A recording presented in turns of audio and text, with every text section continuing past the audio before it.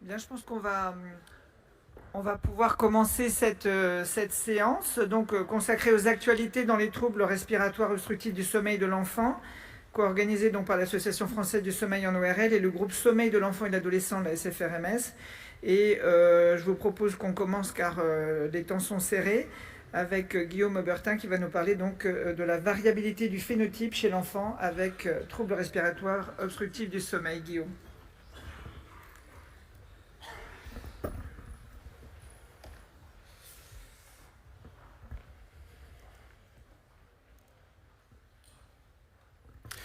Bonjour à tous, merci d'être présents effectivement pour sans doute un des hot topics actuels dans les troubles respiratoires obstructifs du sommeil de l'enfant. J'ai la chance, l'honneur de pouvoir parler de la variabilité du phénotype. On va commencer parce qu'effectivement je pense qu'on a beaucoup de choses à dire et voir si ces phénotypes individualisés permettraient finalement de personnaliser le traitement chez l'enfant. J'ai quelques conflits d'intérêts mais essentiellement beaucoup de choses à vous dire, donc je vais lancer en disant que j'aurais aimé vous dire et vous répéter qu'il était crucial que nous, médecins, nous connaissions cette variabilité phénotypique, puisqu'elle est importante et qu'elle va nous permettre d'avoir des approches de diagnostic et de prise en charge qu'il conviendrait d'adapter individuellement. Bien sûr, ce n'est pas moi qui l'ai dit, c'est Tan et Kaditis récemment dans une publication de 2021, justement sur cette variabilité phénotypique. Et en préambule de tout ça, ils nous disent que pourquoi effectivement il faut s'intéresser aux troubles respiratoires obstructifs du sommeil de l'enfant, que je vais sans doute dire TROS, sinon j'aurai plus de voix à la fin, c'est parce qu'en fait on peut avoir comme conséquence une somnolence diurne excessive, encore plus que dans les TROS sévères et dans l'obésité, des troubles neurocomportementaux ou de la cognition. Ça va être très variable de façon individuelle et on a maintenant de l'IRM, de l'imagerie dynamique qui peut nous apporter des informations, surtout des phénomènes inflammatoires neurocérébraux. Et bien sûr la morbidité qu'on connaît bien, cardiovasculaire, avec des dysfonctions endothéliales et déjà le lit de l'athérogénèse chez l'enfant, associé à une mortalité métabolique qu'on voit un peu plus chez l'adolescent et chez le sujet obèse. Tout ça dans un contexte environnemental marqué chez certains enfants, et surtout ce qui est important de retenir, c'est que quel que soit le niveau de sévérité des TROS, on peut voir apparaître cette comorbidité et des phénotypes totalement différents, malgré qu'on ait longtemps évoqué que l'IAHO était le marqueur indispensable. Eh bien non, on le sait maintenant bien, il faut maintenant préciser les choses, que même chez les IAHO de faible niveau, on peut avoir des conséquences très importantes. Classiquement, trois types de phénotypes. Le type 1, qui correspond plutôt à celui au patient qui a une hypertrophie des tissus lymphoïdes. Classiquement, le type 2 pour le sujet obèse. Classiquement, le type 3 pour les maladies génétiques, syndromiques, polymalformatives. En sachant que dans le type 1, on a aussi un phénotype plutôt d'origine héréditaire, plutôt d'origine morphotypique, avec une anomalie de la face, un visage ovalaire, un petit menton, un voile du palais allongé ou une voûte palatine étroite. Donc déjà, on voit qu'à l'intérieur même de certains phénotypes, on a d'autres phénotypes qui apparaissent. Classiquement, cette diapositive que je vous ai déjà montrée depuis des années, on classifiait différents grands cadres diagnostiques. On sait tous maintenant qu'il n'y a pas une seule origine à un TROS du sommeil chez l'enfant, et on pourrait finalement mélanger toutes ces lignes les unes dans les autres et surveiller ce qui se passe pour chaque enfant individuellement. On a une grande variabilité intra-individuelle et inter-individuelle, et c'est bien là tout le problème, finalement. Quand on reprend les différents aspects qui vont modifier les origines du TROS chez un enfant, on va déjà voir qu'en période fétale, en fonction de notre âge, on a des facteurs environnementaux qui sont importants, notamment l'hypertension artérielle maternelle et notamment le tabagisme maternel qui va être à risque pour le fœtus et donc le jeune enfant de développer un SAOS. L'accouchement par césarienne, la prématurité a déjà été montrée comme effectivement un facteur de risque de SAOS tardif. Chez le nourrisson, beaucoup plus un phénotype d'anomalie dynamique du larynx et de l'épiglotte, mais aussi les rhinites à répétition, et dans un moindre sens, le reflux gastro-œsophagien. Et même chez le nourrisson, Kamal disait déjà qu'on pouvait distinguer 3 à 4 phénotypes différents entre les TROS précoces, les TROS tardifs et les TROS persistants. Finalement, ce que vous voyez sur cette diapositive-là, c'est que Ce qui va nous intéresser, c'est finalement les TROS persistants. C'est cela qu'il va falloir dépister pour essayer de comprendre comment on peut faire évoluer leur évolution naturelle. Parce que, à l'inverse, les TROS de type précoce ou tardif ont plutôt tendance à s'améliorer spontanément sans prise en charge spécifique. Et dans les TROS persistants, de nombreux facteurs de risque sont présents, bien évidemment les rhinites à répétition et la garde en collectivité, les phénomènes atopiques notamment à 12 mois, un stress parental, des parents séparés, donc on reste par rapport à ça à un phénomène environnemental, mais aussi la présence d'hérédité avec le SAOS maternel et le côté court dormeur. Donc déjà, des variabilités, ne serait-ce que lorsqu'on a moins de 2 ans. Chez le jeune enfant, on a toujours dit que la cause principale était l'hypertrophie des tissus lymphoïdes, toujours les infections à hypotension, et bien sûr les anomalies dentofaciales dont on ne sait finalement pas toujours si elles sont les conséquences des anomalies obstructives ou si elles sont la cause de ces anomalies obstructives. Enfin vient l'adolescent, l'hypertrophie des tissus lymphoïdes toujours présente mais moins importante dans la physiopathologie, l'allergie prend effectivement le relais et bien évidemment l'obésité est un net facteur de risque d'apparition du TROS chez l'adolescent. Tout ça pour vous dire quand même que finalement il y a une évolution naturellement favorable des TROS de nourrisson et de l'enfant et que ça ne fait sans doute pas le lit des SAOS ni des adolescents ni des adultes. En revanche, quand on est plus âgé et qu'on est adolescent, c'est déjà un phénotype qui ressemble à celui de l'adulte. Il va falloir s'en méfier, c'est eux qui vont rester apnéiques le plus fréquemment dans la vie d'adulte. On s'intéresse au genre maintenant. Si on regarde le fait garçon-fille, quand on est un garçon, on a plus de risques de voir dans le temps s'aggraver son SAOS avec un risque multiplié par près de 5. Bien sûr, l'hypertrophie des tissus lymphoïdes l'est également. Donc chez le garçon, plus de risques d'aggravation spontanée. Être un adolescent garçon est aussi un facteur de risque de voir un syndrome obstructif persistant. Vous voyez ici une revue de la littérature qui a permis de visualiser si certains, effectivement, étaient en lien. Donc là, le SAOS est en lien avec le genre. Ici, le SAOS n'est pas en lien avec le genre. Ce qu'on voit surtout, c'est que les plus précises qui font un lien entre le genre adolescent, garçon et SAOS sont les plus grosses revues et les plus grosses études avec un grand nombre de patients, dont 25 000 pour la France. On sait qu'être garçon, ça entraîne des IAHO plus importants, donc on dira que c'est plus sévère, avec un risque au moins multiplié par 2, et on sait aussi qu'il y a moins de rémission quand on est un garçon. Donc déjà, là aussi, on va distinguer le SAOS du garçon que de celui de la fille. Chez la fille, on a effectivement des répercussions un peu différentes sur le plan comportemental, puisqu'on a plus des phénomènes sur la qualité de vie qui sont plus marqués ici en gris chez les filles, sur les SAOS modérés à sévères, et on a aussi beaucoup plus de comportements d'internalisation, c'est-à-dire d'anxiété, de troubles de l'humeur, de diminution de l'estime de soi, contrairement à, même si elles existent, l'extériorisation qui est l'agressivité, je ne respecte pas les règles. Donc on a effectivement une modification de la présentation clinique en fonction du genre chez la jeune fille, quelles que soient les structures identiques garçon-fille du sommeil finalement. Et il existe aussi certainement des formes plus frustres chez la jeune fille, comme ici cette étude de cluster avec 3 clusters différents entre 3 et 14 ans. Le premier qui est ici en bleu avec des ronflements plus fréquents, moins de patients mais 22% de filles. Le côté hyperactif, 312 patients dans ce cluster, 23% de filles. Et ces formes dites peu symptomatiques que vous voyez ici et en gris, donc par rapport à la symptomatologie respiratoire ou clinique, où on a une proportion plus accrue de jeunes filles de près de 33%.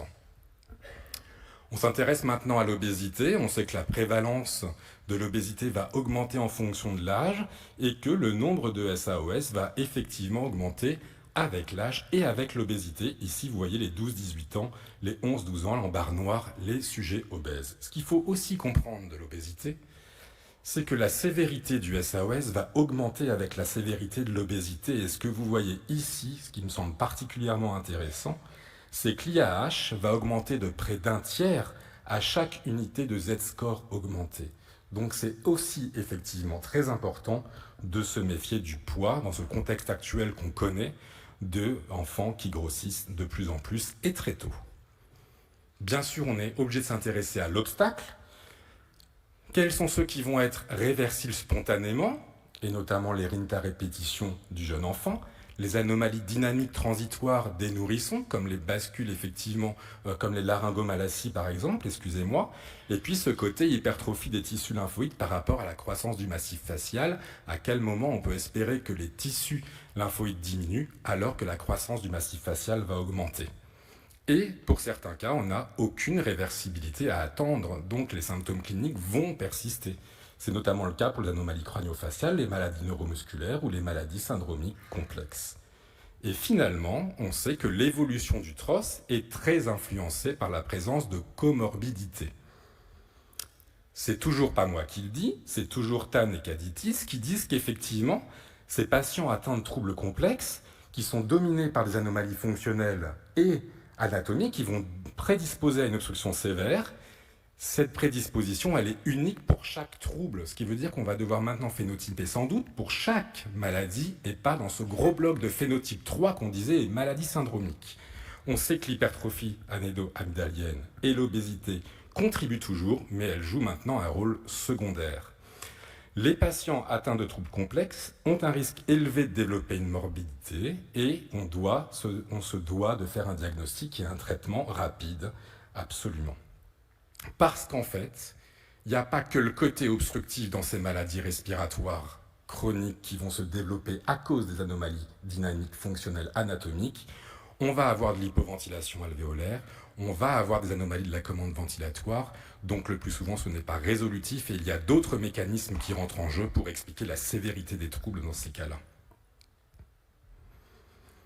Je reprends les mêmes exemples de ce papier de Tan et Kaditis où vous voyez ici effectivement des anomalies crânio-faciales, Pierre Robin, craniosténose, des maladies neuromusculaires, amyotrophie spinale, maladie de Duchenne, achondroplasie, paralysie d'origine cérébrale, malformation de Chiari, trisomie 21, Prader-Willi, bref, la liste est longue et il ne faut pas les considérer comme identiques, il faut les considérer à juste titre comme de façon unique. Après tout ça, intervient maintenant la relation entre le génotype, le phénotype et l'endotype. Le génotype, c'est la génétique, qu'est-ce qui nous détermine? Le phénotype, c'est comment je me présente cliniquement. Et vous savez bien que, cher à l'équipe de Leila Kerendish-Gozal et de David Gozal, on a ce tableau-là qui vous montre que finalement, il n'y a pas 1, 2, 3 phénotypes, mais de multiples phénotypes qui vont être effectivement individualisés et modifiés par toute une série de facteurs environnementaux, de prédisposition de comorbidités associées et de prédisposition génétique. Et ça sera sans doute le topo du professeur Verhulst demain matin à la plénière à laquelle je vous invite fortement à participer et à être dans le public. Quand on parle d'endotype, on va s'intéresser aux mécanismes physiopathologiques finalement et pas à la présentation clinique. Et ce mécanisme physiopathologique qui va être intéressant parce que ça va sans doute être des voies des futurs. Les anomalies crânio-faciales, on les connaît maintenant. La croissance des tissus lymphoïdes. Pourquoi certains ont des tissus lymphoïdes qui augmentent alors que d'autres n'ont pas les tissus lymphoïdes qui augmentent alors qu'ils sont soumis aux mêmes infections virales? Quelle est la part de l'inflammation des voies aériennes autre que celle soumise aux infections?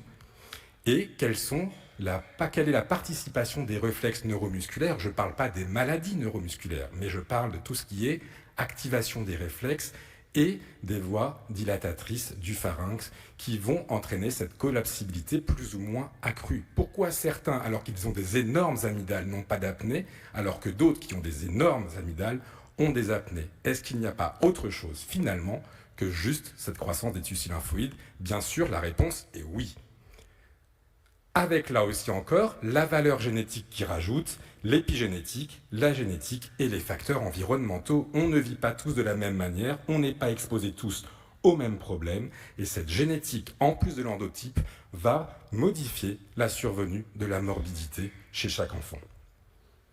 On l'a répété récemment avec Julia Cohen-Levy et Nelly du Canada pour dire que, effectivement, sur le plan physiopathologique, tout s'intrique l'hypertrophie des tissus lymphoïdes, l'obésité, les anomalies anatomiques, mais aussi ces phénomènes d'anomalie neuromusculaire qui vont effectivement faire le lit de tout ce qui va se comporter ensuite sur le plan orofacial et qui eux-mêmes vont être dans une boucle que vous voyez ici et qui peut tourner perpétuellement pour essayer de savoir quel est le mécanisme qu'il va falloir atteindre dans le futur pour essayer de prendre au mieux individuellement chaque patient. Les thérapeutiques dans tout ça, finalement, on est à l'heure de la médecine 6P, c'est-à-dire qu'en haut, vous savez que la médecine doit être personnalisée, elle doit être pertinente, c'est-à-dire basée sur des niveaux de preuve, et elle doit être pluridisciplinaire. Elle est déjà un peu participative par rapport aux associations de patients, essentiellement, pour les maladies rares. Il faudrait maintenant, sans doute, dans les TROS de l'enfant, qu'elle soit encore plus prédictive et encore plus préventive. Dans le TROS de type 1, on sait qu'il y a 4 axes finalement de prise en charge, à la fois la chirurgie plutôt ORL, le traitement médical ou médicamenteux éventuellement, les phénomènes et traitements orthodontiques et de kinésithérapeutique pour de la rééducation, puis éventuellement la prise en charge respiratoire. Tout ça dans un contexte de réseau de pluridisciplinarité, vous le savez, avec un axe central pour tous, l'hygiène nasale, les traitements de l'allergie dont on sait que ça fait le lit du SAOS persistant, et évidemment le contrôle pondéral. Pour le TROS de type 2, on a finalement les mêmes personnes autour, mais avec des spécificités plus importantes au niveau de la chirurgie ORL. Ça peut apporter un plus, mais ça ne fera sans doute pas tout, puisqu'on sait que les SAOS ont un facteur de risque de persistance après la chirurgie des tissus lymphoïdes.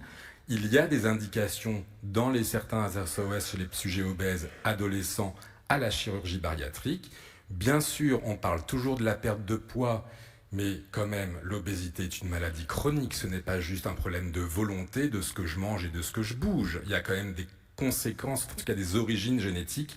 Et depuis qu'on sait que, et qu'on considère que l'obésité est une maladie chronique, on a des innovations thérapeutiques. Et j'aimerais que vous ayez ça en tête. C'est peut-être une des voies des futurs. Ça l'est déjà chez l'adulte. Les agonistes de la GLP1 sont déjà commercialisés pour les plus de 12 ans. Et vous voyez ici l'évolution de l'indice de masse corporelle en fonction des différentes solutions qu'on peut proposer. Ici, tout en bas, la chirurgie bariatrique. Ici, les agonistes, les coagonistes et les triplagonistes. Et ces médicaments peuvent être ciblés. Donc, coagonistes, triplagonistes, pour l'instant, sont disponibles que chez l'adulte, mais il y a des études de phase 2 et de phase 3 chez l'adolescent, vont peut-être permettre de modifier aussi la survenue des troubles, des trousses respiratoires obstructives du sommeil de l'enfant, en diminuant l'indice de masse corporelle. C'est peut-être une voie qu'on aura à explorer nous-mêmes de ce côté-là. Pour le TROS de type 3, je n'ai pas repris tous les syndromes, sinon ça aurait été trop long de vous expliquer tout. Moi, je voulais surtout insister sur ces 2 diapositives, sur ce qu'on rencontre le plus souvent, à savoir les anomalies crânio-faciales, qui vont en fait avoir des phénomènes de TROS, et surtout pour vous indiquer que celles-ci doivent être prises en charge au sein de filières ou de centres de référence de maladies rares. Ici, je vous en ai indiqué 2. Et concernant les maladies neuromusculaires, il y a effectivement des TROS, mais il y a aussi beaucoup de phénomènes d'hypoventilation alvéolaire.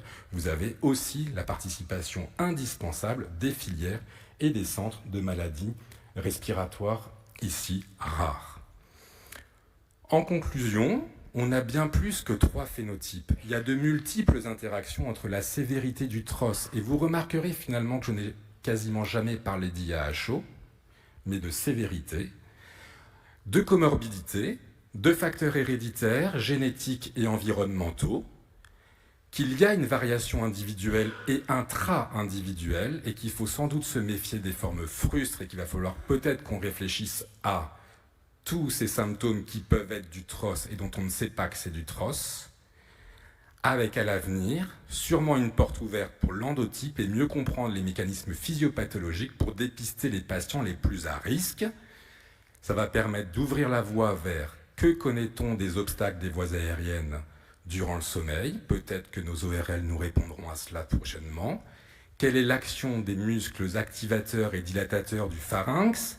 Quel est finalement, à l'intérieur même du sommeil, les seuils d'éveil et les systèmes de contrôle ventilatoire? Est-ce que certains, justement, ne sont pas plus symptomatiques parce que c'est dans certains stade de sommeil qu'il se passe des choses, et bien sûr les biomarqueurs dont on sait qu'ils peuvent donner peut-être de façon prédictive une évolution et une notion de savoir ce qui va se passer par la suite, et c'est peut-être cela dont il faut qu'on se préoccupe beaucoup plus. En 2 mots pour finir avant de vous remercier, le GSEA, n'oubliez pas, a été créé il y a 2 ans et on fait notre prochaine journée au printemps, le 15 mars. Merci.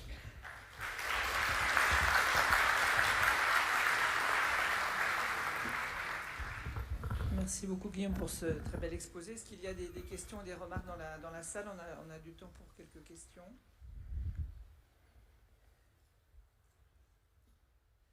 Moi j'en aurais une petite pour toi Guillaume.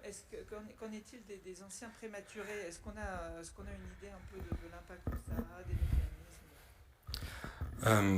On n'a pas forcément d'impact de la prématurité. On sait qu'il va y avoir effectivement des troubles respiratoires obstructifs très précoces par anomalie du commande ventilatoire. Donc ça, c'est plutôt de la période vraiment néonatale brève, dont on sait qu'on a effectivement, si on leur enregistre, des SAOS, des apnées centrales, et surtout, s'il n'y a pas de retentissement clinique, ne rien en faire, les laisser évoluer tout seul. C'est-à-dire que s'il n'y a pas de malaise, s'il n'y a pas de bradycardie, s'il n'y a pas vraiment de choses patentes, mis à part les surveiller. Je n'ai pas dit qu'il ne fallait rien faire sur le plan thérapeutique, il ne faut rien faire, mais sur le plan de la surveillance, ça change un peu la donne. Mais sinon, l'évolution spontanée du trosse néonatal du prématuré, c'est l'évolution spontanément favorable. Et pour le après, moi, j'ai pas connaissance on va dire d'études qui précisent exactement quels sont les plus à risque, pourquoi ça revient. Il y a sûrement un problème d'immaturité cérébrale, il y a sûrement un problème déjà de réflexe en fait au niveau des muscles et des activateurs du pharynx qui sont en jeu, mais pour l'instant je n'ai pas de plus de précision à cela. Très bien. Je pense que c'était d'une clarté extrême. Est-ce que Oui, puisque la salle a décidé que tu leur avais tout dit et tout bien. Ou alors je les ai tous endormis, je sais pas, ça fait mal. Moi, j'ai une petite question qui me semble importante et tu l'as redit, c'est le phénotype de ceux qui vont avoir un TROS persistant. Et je pense que ça, c'est un peu le challenge parce qu'on les voit ponctuellement, on les fait opérer éventuellement. Et est-ce que tu pourrais nous donner des conseils pour savoir quels sont les phénotypes à risque qui vont nécessiter une surveillance et éventuellement des traits enregistrés? En fait, ce qu'on sait, par exemple, déjà, quand on regarde le TROS de l'enfant, c'est que après chirurgie des tissus lymphoïdes, parce que là c'est la cause principale, il y aura une amélioration. Il faut surtout garder en tête, dans le sens de la sensibilisation, de dire que ça peut ressurgir, parce qu'on ne sait pas tout encore de qui va avoir un SAOS, qui récidive ou qui persiste. Et surtout, le maître mot, c'est suivre les patients, ne pas les oublier et leur dire que si ça réapparaît parce qu'il y a un facteur de risque, de reconsulter. Ça, c'est la première chose. La deuxième chose, c'est que d'un simple ronflement, comme on a pu le dire à un moment donné, c'est déjà un symptôme de ventilation qui n'est pas normal et il convient de surveiller l'évolution du ronflement parce qu'on ne ronfle pas normalement quand on dort la nuit. Ensuite, dans la précision de quels sont les phénotypes des personnes qui vont effectivement avoir des SAOS persistants, il y a sur le plan morphotypique clairement un problème, on va dire, d'ordre génétique et familial. Je pense que quand on a des jeunes parents qui ont un morphotype de type facial allongé, qui vont avoir un massif facial moyen et inférieur étroit, qui sont apnéiques, qui sont appareillés, il se faut, nous, pédiatres, médecins généralistes, tous interroger sur la qualité du sommeil de l'enfant. Ça me semble indispensable. C'est cela qu'il ne faut pas rater. Le SAOS de l'adulte jeune d'un point de vue morphotypique et le lit des SAOS de l'enfant par le même morphotype. La première chose. La deuxième chose, c'est le contexte de l'obésité. Je crois qu'il ne faut pas insister. C'est pas moi qui vais dire le contraire. L'obésité, il faut s'en méfier. Et puis 3, c'est quand même tous ces phénomènes allergiques qui explosent à l'heure actuelle, qui induisent une rhinite allergique et des phénomènes inflammatoires qui vont là aussi aggraver les phénomènes de SAOS. Donc on est quand même à l'aube d'une sans doute explosion du dépistage et de la prise en charge des apnées obstructives du sommeil de l'enfant. Vous avez parlé du rôle du genre dans le TROS de l'enfant, qui expliquerait qu'il y en ait plus dans le genre masculin, les mécanismes et l'évolution. Quelle en serait l'évolution? Le mécanisme est probablement hormonal, musculaire également. Je ne sais pas plus l'expliquer que cela pour le moment. Et l'évolution, on sait qu'il y a plus de risques chez le garçon de voir ces SAOS s'aggraver et persister.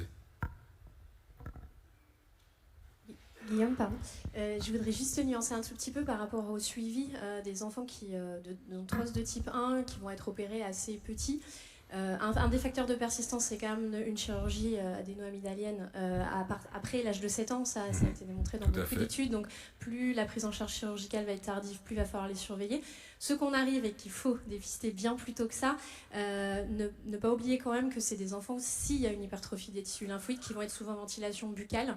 Et cette ventilation buccale, c'est ce que j'explique aux parents, c'est que même quand vous êtes cassé la jambe, on vous a mis 6 semaines de plâtre, l'os il est réparé, sauf que vous ne pouvez plus marcher. D'accord ? Ou l'autoroute elle est dégagée, mais si vous n'avez pas le permis de conduire, vous ne pouvez plus conduire, donc vous ne pouvez plus respirer par le nez. Donc moi je pense vraiment que dans le TROS de type 1, tous les enfants, et c'est ce qu'on a travaillé ensemble aussi sur les recos qui sont parus récemment, c'est qu'il faut qu'ils soient suivis par le rééducateur, systématiquement. Sinon ils rechutent, et ça Guy Minot l'a montré il y a déjà plusieurs années. Groupe témoin qui ne fait pas de rééducation versus groupe qui fait une rééducation, orthophoniste ou kinésithérapique, le groupe témoin rechute systématiquement avec un IH qui va être supérieur à celui de la prise en charge initiale. Pour moi, il faut tous les suivre en rééducation.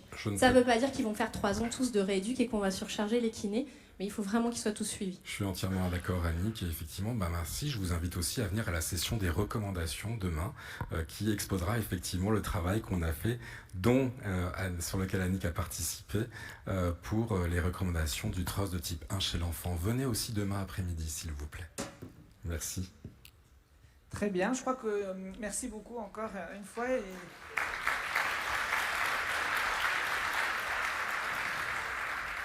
On passe la parole au docteur Dany Jaffuel. Merci, Monsieur le Président, Madame la Présidente. Alors, il me revient de traiter au cours de ce symposium le sujet de l'effort respiratoire et de l'index d'apnée-hypopnée obstructif à l'aube des nouveaux outils diagnostiques. Ma déclaration de lien d'intérêt, je soulignerai des conflits d'intérêts potentiels avec des sociétés qui fabriquent du matériel diagnostique, Nomics, Cefam, Lowenstein. Alors le contexte. Le contexte, c'est celui d'une médecine de précision avec des enregistrements du sommeil et des biomarqueurs dont font partie l'effort et l'index d'apnée-hypopnée qui sont le sujet de cette présentation. Ces biomarqueurs permettant parfois d'améliorer et de préciser le diagnostic, de préciser le pronostic et de préciser la prise en charge thérapeutique. Le contexte, c'est qu'il y a des différences énormes entre l'enfant et l'adulte, entre un TROS de type 1 et un SAOS de l'adulte. C'est des différences en termes de symptômes, en termes de conséquences, mais également en termes de définition. Même si on utilise cet index d'apnée-hypopnée, les degrés de sévérité ne sont pas les mêmes pour des seuils d'IH différents.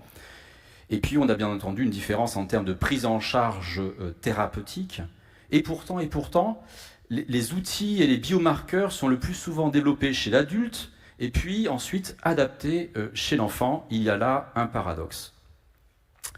Le contexte, c'est celui de la classification des enregistrements diagnostiques, avec, je vous rappelle, un niveau 1 qui est la polysonographie hospitalisée surveillée, le niveau 2, la PSG non surveillée, le niveau 3 étant la PV, et le niveau 4 étant le monosignal. Et bien entendu, ces nouveaux outils visent soit à remplacer et au mieux à s'intégrer aux explorations existantes. Les fabricants de monosignaux, ils visent en fait à renverser la table, mais il y a un deuxième paradigme qui est de dire de s'intégrer à ce qui existe et d'optimiser la polygraphie, la polysonographie. Alors je ne vais pas déflorer ce qui sera dit demain au cours de la session sur le TROS, sur les recos, mais il y a un contexte quand même qui est celui que aucun autre examen que la PSG ou la PV n'est actuellement recommandé dans ces recommandations qui vous seront présentées, et puis qu'on peut même aller jusqu'à pas d'examen lorsqu'il y a des symptômes et que l'on a un grade 3 ou 4 de Brodsky dans un TROS de type 1. Le contexte, c'est celui de cet index d'apnée-hypopnée qui est imparfait. Il y a une foison de publications, que ce soit des éditoriaux ou des revues générales, qui montrent que cet index est imparfait chez l'adulte, mais qu'il est également imparfait chez l'enfant. Alors pourquoi cet index d'apnée-hypopnée il est imparfait, c'est parce qu'il est d'abord métriquement imparfait. C'est un marqueur insuffisant de la fermeture des voies aériennes supérieures. Quand on dort, on peut dormir normalement sans trouble respiratoire. On a des voies aériennes supérieures qui sont complètement ouvertes. Quand on va faire de l'apnée, elles sont à 100% fermées et on va, nous, médecins, déterminer un index d'apnée. Lorsque ces voies aériennes sont fermées à 30%, eh bien, on parle d'hypopnée. Si on a une désaturation, on va même calculer un index d'hypopnée désaturante, et puis on va même calculer un index d'hypopnée microéveillante.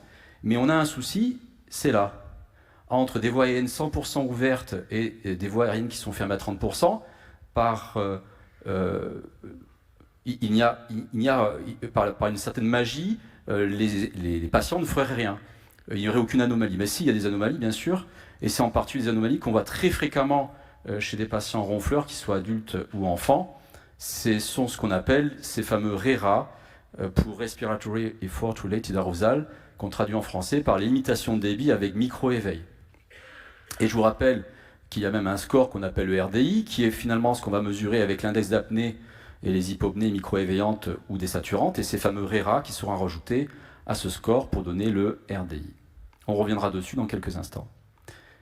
Le contexte de l'enfant, c'est que malheureusement, on a une insuffisance de détection des micro-éveils corticaux associés à ces limitations de débit et aux efforts respiratoires. Ce sont des papiers qui ont été publiés il y a maintenant une vingtaine d'années, dont l'équipe de Grenoble qui a monté en particulier, qui avait une insuffisance de l'EEG versus le temps de transit du pouls pour détecter des micro-éveils en stade 3 et en sommeil paradoxal. Le contexte, c'est celui de, parfois, l'invalidité des signaux. Je vous ai mis ici une copie écran où on avait une invalidité d'un signal de sangle, puis d'un signal de débit. Il y a une hétérogénéité dans la littérature sur les études qui ont essayé d'évaluer la validité des signaux. On peut globalement retrouver entre 30 et 51% d'invalidité du signal de débit en raison de la respiration buccale de cétrose de type 1. Et il faut rappeler là que les thermistances ne sont pas une solution, puisque quand vous avez une thermistance, c'est un très mauvais marqueur pour les hypopnées et les limitations respiratoires de débit. Pour ce qui est du signal de sangle, dont nous reparlerons tout à l'heure, l'invalidité dans la littérature, elle est retrouvée entre 9 et 53%. Bien entendu, on a plus souvent des sangles abdominales invalides que les sangles thoraciques. J'aimerais qu'on s'intéresse maintenant à ce travail Princeps de Montserrat, qui a bientôt 30 ans. Sur la partie gauche de la slide, vous avez ici une figure avec en ordonnée la pression œsophagienne et en abscisse 4 classes dont l'explication est là. Vous avez là la courbe de débit et là la courbe des sangles. Et la classe 1 correspond à des sangles qui sont strictement synchrones, comme une courbe de débit qui serait strictement normale. Et la classe 4, où on a ici une opposition de phase, donc un effort qui serait maximal. Et bien quand on superpose la pression œsophagienne avec ces classes, on se rend compte qu'effectivement, dans la classe 4, qui correspond au maximum, on a une pression œsophagienne qui est maximale. Et ça, c'est le travail Princeps qu'il faut avoir en mémoire quand on utilise le débit nasal et les sangles comme marqueurs d'effort alternatif à la pression œsophagienne. On y reviendra dans quelques instants. J'aimerais maintenant qu'on aborde deux notions, deux concepts. La concept d'effort, qui serait un outil diagnostique pour faire du différentiel entre un événement obstructif et central, et puis le concept d'effort, qui serait un outil diagnostique et qui constituerait un nouveau biomarqueur dans le TROS de type 1. Pour illustrer ces concepts, sur la partie gauche de la diapositive, vous avez un tracé de polygraphie ventilatoire, on a un événement, et on va dire que cet événement est central parce que je n'ai pas d'effort sur mes sangles et je n'ai pas d'effort sur mon marqueur de mouvement mandibulaire. C'est un concept d'effort qui est à distinguer complètement de « j'ai un patient qui a un TROS de type 1, on se fout de savoir si les événements sont centraux ou pas, je développe un biomarqueur effort qui me permet peut-être d'être associé aux symptômes ou aux conséquences en termes de troubles neurocognitifs et de croissance, voire un concept d'effort qui me permettrait d'une meilleure classification de la sévérité de mes TROS de type 1, ou voir un biomarqueur effort qui serait prédictif d'une chirurgie ou prédictif de l'efficacité de la chirurgie, nous le verrons tout à l'heure également. Pour reprendre ce concept, vous utilisez des sangles. C'est quoi dans ce cas-là pour déterminer un caractère central obstructif de l'événement? C'est quoi un biomarqueur positif? J'ai ma population centrale, j'ai ma population obstructive, c'est facile. Je dis que ça c'est central, c'est comme un interrupteur que vous allumez. C'est soit central, soit obstructif, mais vous savez quand est-ce qu'il y a la lumière et vous savez quand est-ce qu'il fait noir. Une petite digression sur encore des recos du SAS. Alors, dans la même session qu'a indiqué Guillaume à l'instant, il y aura la présentation des recos français sur le SAS central qui sont dédiés à l'adulte, mais il y a des recommandations qui auraient pu être également communes à l'enfant. La recommandation 14 qui n'est pas recommandé d'utiliser des capteurs de sangle piézoélectriques ni une seule sangle. Je vous rappelle que les sangles piézoélectriques, c'est très pourvoyeur de respiration paradoxale, donc de faux efforts. Et puis la recommandation 16 qui est de dire que pour aider à la caractérisation des événements, il est recommandé d'avoir aux sangles au moins un signal d'effort supplémentaire. Alors quels peuvent être ces signaux d'effort supplémentaires? Le gold standard, il faut savoir que cela reste la PESO, bien entendu en pratique quotidienne, il est hors de question de mettre des PESO-phagiennes. Et dans le statement de 2017 de l'ERJ, où étaient repris tous les outils possibles, était mentionné le débit et les sangles, ça fait écho à la publication que je vous ai montrée tout à l'heure de Montserrat d'il y a 30 ans, mais il y a également le temps de transit du pouls, très important, le capteur trachéal, le MG diaphragmatique ou intercostal, le mouvement mandibulaire, et puis la PTCO2. Il est évident qu'on va utiliser des outils qui sont les moins invasifs possibles et les plus valides dans le temps, c'est-à-dire que l'enfant ne perd pas le capteur. J'aimerais maintenant qu'on aborde cette notion d'effort, outil diagnostique, qui constituerait un nouveau biomarqueur de la maladie. Et pour cela, on revient pendant quelques instants sur la slide de Montserrat, où on avait vu qu'avec une sangle, avec des sangles, on pouvait définir 4 niveaux d'intensité correspondant à « je suis normal, je ne fais pas d'effort, j'ai un effort très important ». Alors, on peut multiplier les classes à l'infini. Ce qu'ont fait les ingénieurs, c'est qu'ils ont utilisé des techniques pour créer une variable continue qu'on appelle le rib phase. Et peut-être que certains d'entre vous utilisent dans leur examen diagnostique ce rib phase. Ça correspond à quoi? Je suis à 0 quand j'ai mes sangles qui sont parfaitement synchrones, et je suis à 100 quand je suis en opposition de phase, et entre, on a un chiffre qui va évoluer de 0 à 100.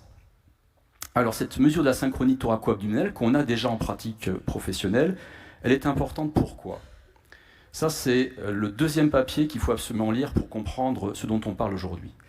Il s'agit d'une étude ancillaire de l'étude de Chat. C'est 353 enfants, et le critère de jugement principal, c'est on mesure l'impact sur l'index d'apnée-hypopnée ou sur l'asynchronie thoraco-abdominale qu'on vient de définir après une chirurgie de l'amygdale. Et là, ça fait pchit sur l'index d'apnée-hypopnée. En d'autres termes, vous opérez des amygdales, l'index d'apnée-hypopnée n'est pas modifié de manière statistiquement significative. Par contre, l'asynchronie thoraco-abdominale est modifiée. On a là donc un marqueur post-thérapeutique beaucoup plus fiable avec les sangles qu'avec l'index d'apnée-hypopnée. Et si on continue un petit peu à lire ce travail de recherche que je vous encourage encore à lire, on se rend compte qu'il y a une relation entre la qualité de vie et l'effort sur les sangles que l'on mesure, alors qu'il n'y a pas de relation entre l'index d'apnée-hypopnée et la qualité de vie. En d'autres termes, mesurer l'asynchronie thoraco-abdominale en post-amygdectomie est beaucoup plus prédictive et associée à la qualité de vie que l'index d'apnée-hypopnée. L'index d'apnée-hypopnée, c'est un biomarqueur faible. L'asynchronie thoraco-abdominale serait un biomarqueur plus intéressant. Alors le sujet, c'était de parler de l'IH et puis de l'effort respiratoire. Quand on parle d'effort respiratoire, on ne parle pas que de sangles, on parle aussi des limitations respiratoires de débit et des RERA. Je vous rappelle ce schéma où je vous ai expliqué que les RERA, c'était ce qui se passait ici, c'est-à-dire entre des voies aériennes 100% ouvertes et 30% de fermeture. Il est important de connaître les règles. Pourquoi? Parce que quand on est en polygraphie ventilatoire, on ne peut pas mesurer ces RERA. Un RERA, la définition, c'est la limitation de débit avec le micro-éveil. Donc en théorie, on ne pourrait passer que par de la polysonographie. J'attire également votre attention sur le fait que quand on fait une polygraphie ventilatoire, on ne peut pas mesurer les hypopnées avec les micro-éveils ni le temps de sommeil. Bref, quand on veut évaluer, bien entendu, la PSG semble être encore supérieure à une simple polygraphie. Si on s'intéresse à ces limitations de débit, à cette IH et la relation avec l'effort, eh bien on se rend compte, ça c'est une étude où on a un effort qui est mesuré par l'EMG, l'effort va être également mesuré par la PESO, eh bien on a des limitations de débit qui ont une corrélation avec l'effort qui est plus importante que l'IH. Donc, marqueur d'effort, la limitation de débit semble être plus intéressante que l'index d'apnée-hypopnée. Problème, C'est quoi un biomarqueur positif? Est-ce que je vais pouvoir utiliser ma limitation de débit comme un biomarqueur très pertinent? Je vous rappelle, j'ai une population malade, j'ai une population pas malade, et j'ai une zone de gris où mon biomarqueur ne me dit pas vraiment ce qui se passe. Donc vous allez voir, dans le cas des limitations de débit, le problème c'est qu'on a une énorme zone de gris, et que c'est difficile d'accepter au regard de la littérature l'idée que la limitation de débit puisse être un biomarqueur robuste. Deux premières études. Vous avez ici un exemple de limitation de débit avec un contour qui est qualifié normal, un contour intermédiaire et puis ensuite une limitation de débit. Dans ce travail de recherche, il y a 7 classes de limitation de débit qui ont été identifiées. Vous avez ici la population de patients contrôle, donc ça veut dire non symptomatique, et là le symptomatique mâle, le symptomatique femelle. Bon ben là, la moindre des choses, c'est qu'on se rend compte que ça part dans tous les sens. Ça part dans tous les sens. Vous avez des malades qui sont positifs et puis des malades qui ne le sont pas. Et puis vous avez des femmes parfois qui ont plus d'anomalies que les hommes. On a l'impression d'être devant un biomarqueur qui n'est pas très robuste et vous allez voir que ça se confirme malheureusement. J'attire votre attention que dans tous les cas, quand on étudie les débits, on utilise un débit non filtré. Parce que si on utilise un filtre en plus de son débit, alors là on voit vraiment rien du tout. Ça, c'est une étude que je vous encourage également à lire, c'est la 3e.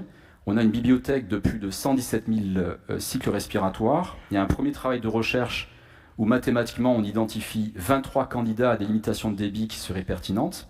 Et dans ce travail que je vous présente là, on va faire un scoring manuel versus des maths, ou le scoring manuel versus l'EMG et la PESO. Et regardez ce qui se passe. Là, vous êtes sur le diaphragme, donc ça veut dire que le gold standard, c'est notre effort respiratoire sur le diaphragme, et on regarde comment ont été scorées manuellement les limitations de débit. Alors attention, dans ce papier, le scoring manuel des limitations de débit, il fait une page entière, et je vous invite à le lire, c'est dans Supplementary, ils ont vraiment fait les choses correctement.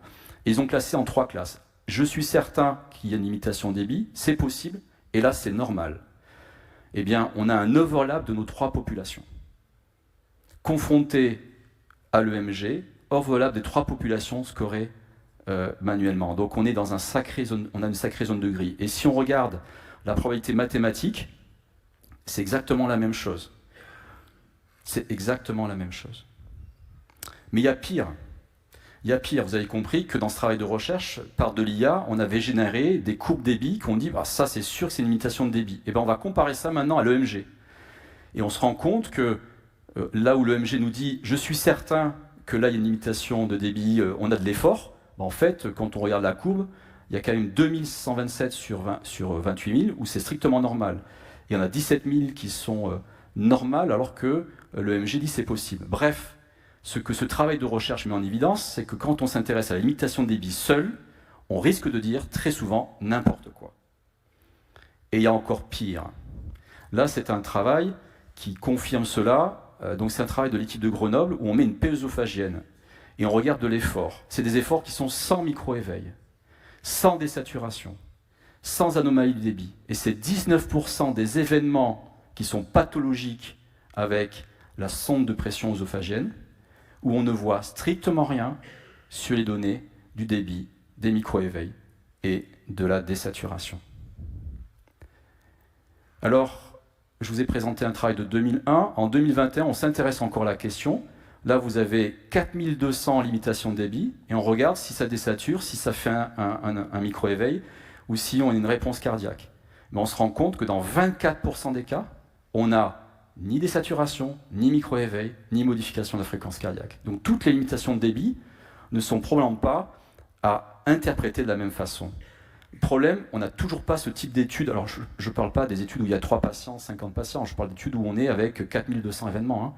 On n'a pas ce type d'études dans le TROS de type 1, et c'est quand même quelque chose qui nous manque. Alors les perspectives.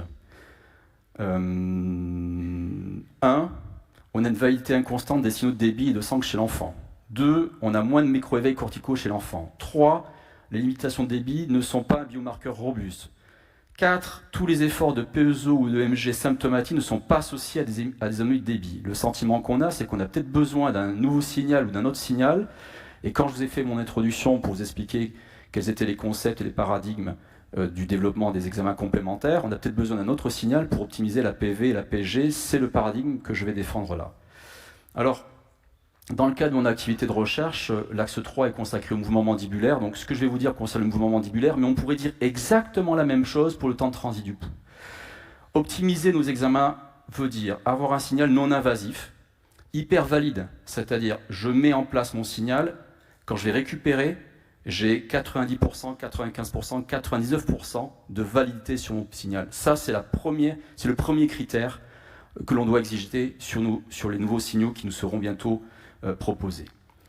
Deuxièmement, il faut que ce signal ne fasse pas une mesure, mais des mesures. Alors là, je vous donne l'exemple du mouvement mandibulaire. Aujourd'hui, avec le mouvement mandibulaire, on sait identifier la maladie effort respiratoire. On sait identifier le caractère central obstructif. On est capable de voir des micro-éveils. On est même capable, il y a les travaux de Jean-Louis qui montrent qu'on peut identifier les stades du sommeil. On a des travaux comparables. Et puis, dans la perspective de ce qui a été dit il y a quelques instants par Guillaume, et des thérapeutiques associées, on est même capable de mesurer l'ouverture de bouche. C'était la question d'Annick. Et oui, très probablement que la mesure de l'ouverture de bouche, elle risque d'être prédictive de l'enfant qui est en échec. C'est tout du moins l'expérience que j'ai. Et je finirai ma présentation par cette modélisation. Alors ceux qui étaient l'an dernier à la session sur PV versus PG vont reconnaître la slide. Je l'ai simplement adapté cette année. L'an dernier, c'était que l'adulte. J'ai rajouté l'enfant pour montrer qu'on avait peut-être des challenges communs, mais pas forcément les mêmes réponses. Alors, le modèle, c'est le patient est représenté par cette planche de bois, et le sas pour l'adulte, le trosse pour l'enfant, c'est un clou qu'on enfonce avec un marteau. Alors, à chaque fois que vous allez taper un coup, il va falloir compter 1. On compte 1 sur quoi? Sur l'index d'apnée-hypopnée, on a vu aujourd'hui que c'était pas terrible. Sur le RDI, on a vu que l'imitation de débit, c'était pas terrible. Il va peut-être falloir inventer autre chose. Il suffit pas de taper, parce que quand on tape, pour que le clou il rentre dans la planche, il faut taper plus ou moins fort.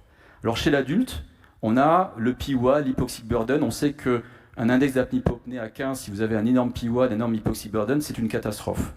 Chez l'enfant, on ne sait pas ça. Est-ce que c'est l'effort respiratoire qui va nous permettre de savoir si c'est plus ou moins, si le nombre de fois où on tape sur notre clou est plus ou moins important? Est-ce qu'il va falloir faire des mesures de l'effort respiratoire systématiques chez l'enfant? Je le pense.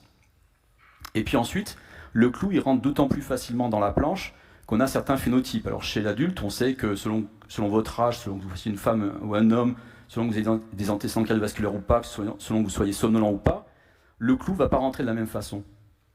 Dans le TROS, j'aurais peut-être modifié ma diapositive si j'avais vu ta présentation avant, hein, Guillaume. J'aurais mis plus de choses. En fonction des phénotypes de TROS, très probablement qu'on n'aura pas les mêmes conséquences et qu'on sera donc sur des trajectoires différentes. Et c'est ce qu'il faut comprendre aujourd'hui. Aujourd'hui, on ne doit pas réaliser un examen qui soit que IH diagnostic. Ça, c'est l'étape actuelle, mais ce n'est qu'une étape. On doit demain être capable d'avoir des autres biomarqueurs qui vont définir la trajectoire du patient, aussi bien d'un point de vue thérapeutique que d'un point pronostic. Voilà, je vous remercie pour votre attention.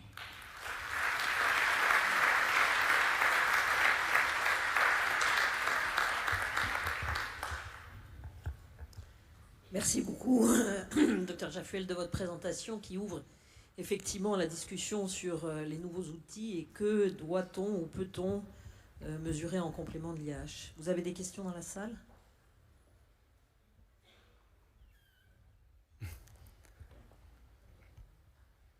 Bravo, c'était parfait. Et une clarté incroyable.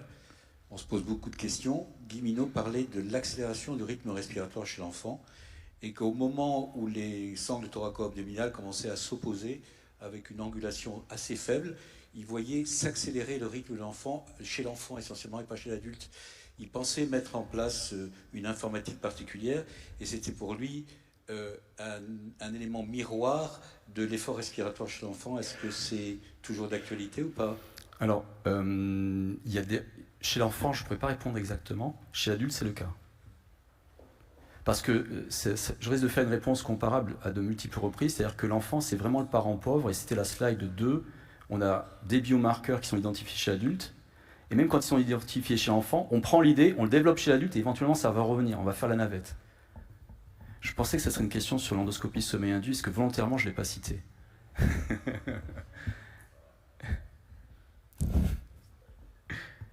Des questions? Oui, Annick? Oui. Ah oui.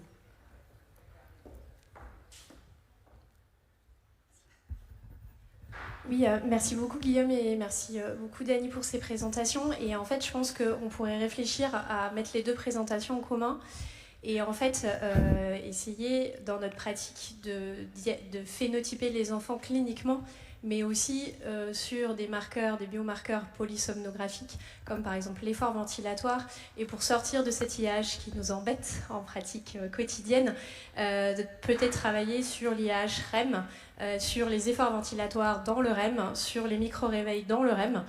Et à mon avis, il va sortir des choses intéressantes par rapport à ces phénotypes d'enfants de TROS de type 1 qui ont des difficultés scolaires, qui ont des TDAH-like ou qui ont des grosses asthénies. Il faut réussir à mieux phénotyper cliniquement ces enfants avec leurs symptômes nocturnes mais aussi leurs symptômes diurnes qui font la sévérité de la pathologie. Et donc vos deux présentations ouvrent bien des perspectives. Tu as entièrement raison. Moi j'ai la chance d'être venu de l'adulte et d'avoir fait l'enfant tardivement et d'avoir l'expérience de l'adulte. On s'est intéressé à l'IH-REM chez l'adulte à la fin des années 2000 et on s'est rendu compte qu'un patient qui pouvait avoir un IH normal, s'il avait 30 d'index en REM, il avait de l'hypertension. On est là sur des modèles forts. Aujourd'hui, c'est archi démontré. Le pronostic, il est surtout au REM, cardiovasculaire et autres. On peut se poser la question chez l'enfant. Je fais un TROS de type 1, est-ce que j'ai un risque d'avoir de l'hypertension plus tard ou pas ? Pour rebondir sur l'effort, il est clairement démontré que le mouvement mandibulaire chez l'adulte est prédictif de la prévalence de l'hypertension, quand dans ton modèle, tu mets aussi tout ce que tu peux imaginer sur une polysonographie. Le seul truc qui sort, c'est l'effort respiratoire. Donc quand on a des arguments comme ça et qu'on voit l'importance de l'effort chez l'enfant, parce que chez l'adulte, on a quand même l'IH, c'est moins pire, on se dit, mais c'est quand même dommage, parce qu'on voit un signal chez l'adulte, on aura forcément ou très probablement un signal chez l'enfant. Puisque le TROS, c'est plus une maladie, le TROS de type 1, c'est plus une maladie d'effort que de l'IH. L'étude publiée dans l'ERJ est hyper démonstrative là-dessus. C'est une rare étude, on a 350 enfants. En plus, elle est randomisée à la base. Et puis je rebondis vraiment sur le fait que sur les phénotypes de type 1, en fait, il va être complètement explosé, ce phénotype de type 1 à l'avenir, c'est certain. Ce ne sera plus du phénotype de type 1, mais un phénotype complètement individualisé, sous-tendu à la fois par les mécanismes physiologiques, la présentation clinique et effectivement ces biomarqueurs. Et dans la médecine CIP, ce que je n'ai pas forcément dit, en parlant de prédictif, préventif, participatif. Participatif, on parle médecin-patient dans le CISP, mais à l'autre de ce qui se passe en ce moment dans le monde de l'enfant sur le sommeil, c'est participatif entre nous tous. Et c'est le moment d'y aller. Là, je crois qu'on est tous prêts à s'y mettre.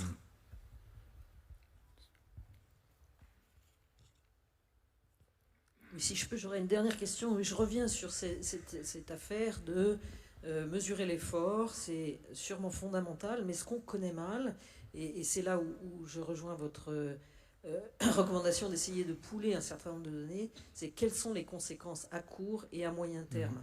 En fait, c'est ça qui nous manque. C'est ces marqueurs de quoi, en fait, en vrai. Tout à fait. Il y a une étude qui est sortie récemment là, sur l'étude de Pennsylvanie, une étude longitudinale où ils ont quand même montré qu'il y avait déjà des atteintes de plaques d'athérosclérose au niveau des carotides d'une population d'enfants, de jeunes adultes âgés de 20-21 ans qui avaient été suivis longitudinalement. C'est une population américaine, donc il y a quand même la moitié de la population qui est obèse. Ça ne s'applique pas forcément à nous. Mais l'idée, effectivement, c'est là, en 2023, avec toute la bienveillance et toutes les équipes sur lesquelles on peut travailler sur le territoire en pédiatrie du sommeil, c'est de faire des études prospectives et d'avoir des données collectées prospectivement. Et puis, dans 15 ans, dans 20 ans, on espère qu'on sera toujours là et on pourra se retourner et voir ce qui se passe. Mais sur nos enfants de TROS de type 1, sur ceux qu'on voit en pratique quotidienne, moi je suis médecin libéral, parce que c'est vraiment un problème de santé publique très important.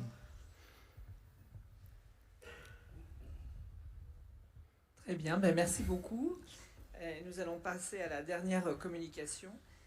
C'est parfait. Consacrée donc à l'endoscopie du sommeil par Pierre-Jean Monterol et Mohamed Akari. Madame la Présidente, Monsieur le Président, merci. J'ai un quart d'heure, je partage mon temps avec Mohamed sur l'endoscopie du sommeil. Vous parliez de sommeil paradoxal, l'endoscopie du sommeil c'est mal barré parce qu'on n'a pas de sommeil paradoxal quand on en fait. Donc pour juger l'enfant sur les syndromes d'apnée du sommeil en sommeil paradoxal, c'est impossible. Donc on va le juger en sommeil normal. Alors, la question qui avait été posée, c'est sur la norme. Est-ce qu'il faut faire de cette endoscopie du sommeil chez l'enfant une norme? La norme, c'est ni vrai, ni faux. Ça sert à prescrire, ça sert à créer, à changer.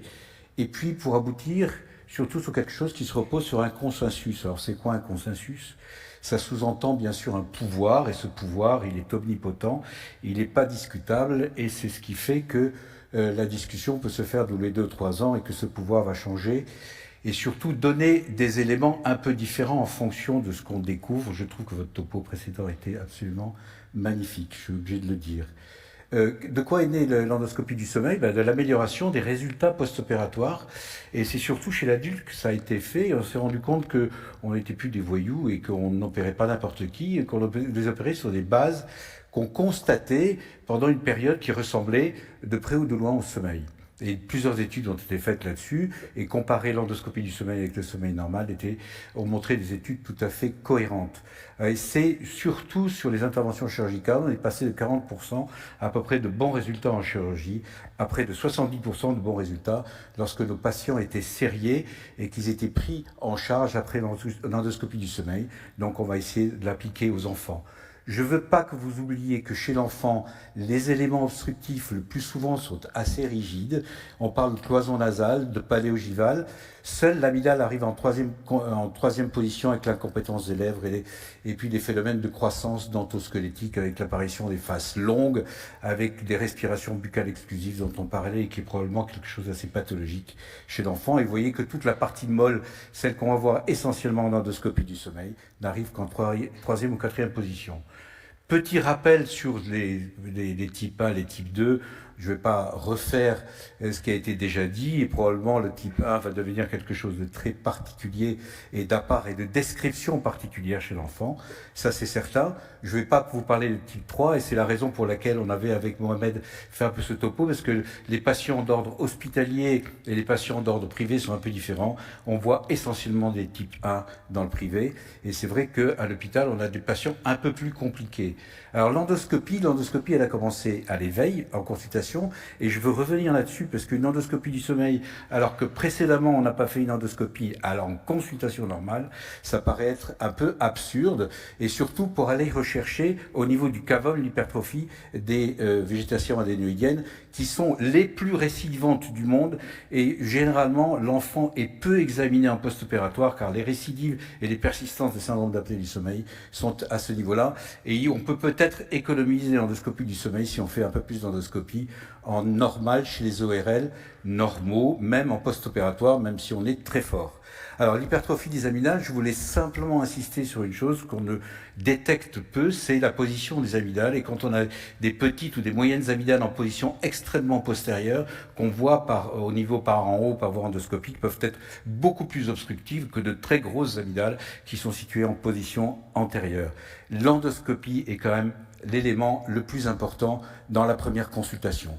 Alors l'endoscopie, je ne vais pas vous apprendre qu'il s'agit d'examiner essentiellement la partie nasale jusqu'au plan glottique à ce niveau-là, avec les différents niveaux, et on se rend compte que plus il y a de niveaux d'atteinte ici, avec des sites complexes et multiples, et plus vous avez le risque d'avoir un index d'apnée-hypopnée, et peut-être une récidive plus importante en post-opératoire. On s'est rendu compte que les récidives appartenaient souvent aux multisites.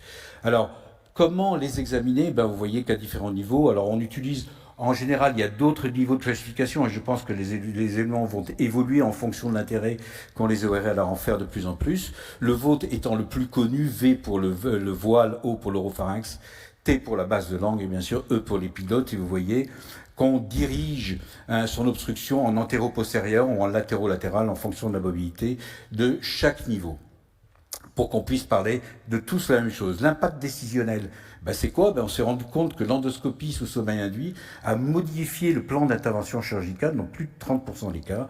Et vous voyez que le changement peut aller jusqu'à 70% chez des patients atteints de syndrome d'apnée du sommeil récidivant. C'est dire l'importance de faire ce type d'examen chez ces patients, car l'attitude thérapeutique va orienter le patient et le médecin plutôt vers quelque chose de nouveau, parce qu'on s'est rendu compte qu'il s'agissait et qu'il y avait d'autres éléments obstructifs. Alors, ça peut être l'hypertrophie compensatrice des amygdales linguales, on en parle pas mal. L'hypertrophie adénoïdienne, je veux vraiment insister là-dessus parce que ça récidive beaucoup. L'hypertrophie des cornées inférieures, et souvent les récidives sont du fait qu'on n'a pas bien examiné le nez ou pas bien traité le nez, et bien sûr la repousse des amygdales palatines résiduelles, parce que l'amygdalotomie étant un geste de plus en plus fréquent.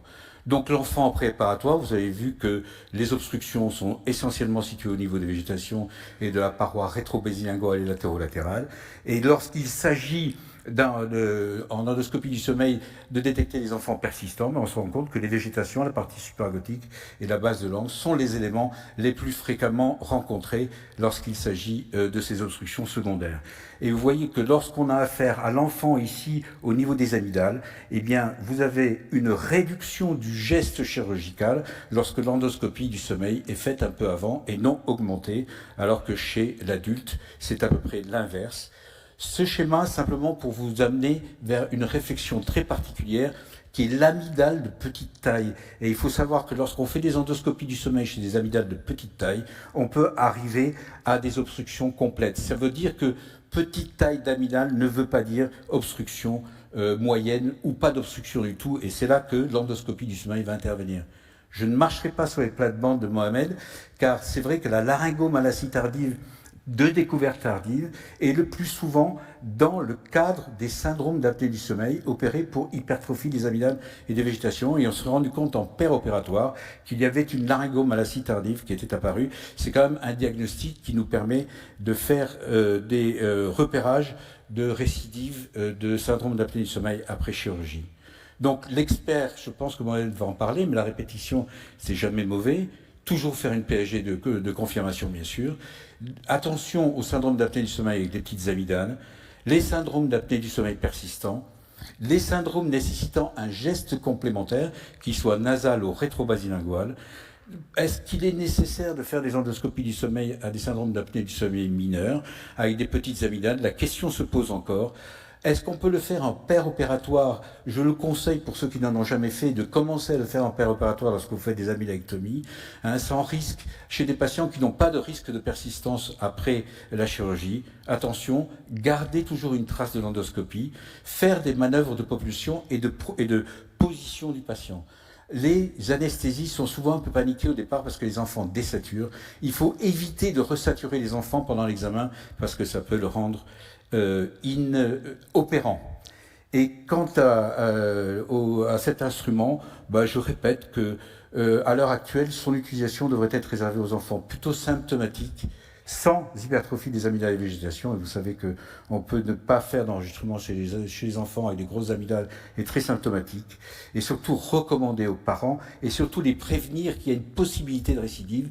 Et vous parliez de suivre les enfants en post-opératoire. Et il est tout à fait évident qu'il faut les suivre. Donc, le pouvoir, c'est la méthode Delphi. Alors, je ne veux pas couper Vincent, l'étude que tu as faite sur les endoscopies du sommeil. Et je pense que ça sera les nouveautés. Et je pense que tu en parleras peut-être dans cette session ou dans une session ultérieure. Mais le système Delphi, c'était de prévoir les tendances, prendre des décisions, développer des stratégies, car l'endoscopie du sommeil est quand même difficile d'indication. Et c'est surtout l'avis des experts que tu as colligé, qui va nous donner un avis définitif sur l'endoscopie du sommeil chez l'enfant, qui, je l'espère, sera de plus en plus fréquemment effectuée. Merci beaucoup.